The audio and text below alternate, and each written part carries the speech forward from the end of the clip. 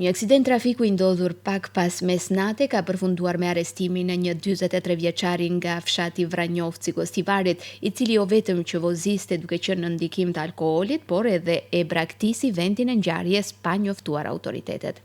Sipas njoftimit zyrtar nga Departamenti për Siguri në Komunikacionin Rrugor Gostivar, ngjarja ka ndodhur rreth orës 7 të ditës së sotme në afërsitë të fshatit Forin. Personi identifikuar si HM, 43 vjeç, duke drejtuar një automjet të tipit Volkswagen Golf me targa të Gostivarit, është përfshirë në një aksident rrugor dhe më pas është larguar nga vendi i ngjarjes, duke e braktisur makinën pa e njoftuar autoritetet për incidentin.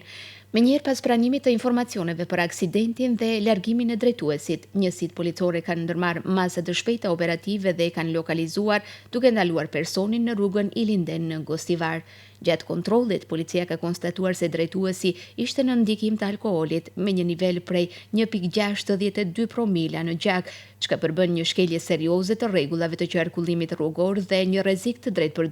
për jetën e tij dhe të pjesëmarrësve të tjerë në komunikacion.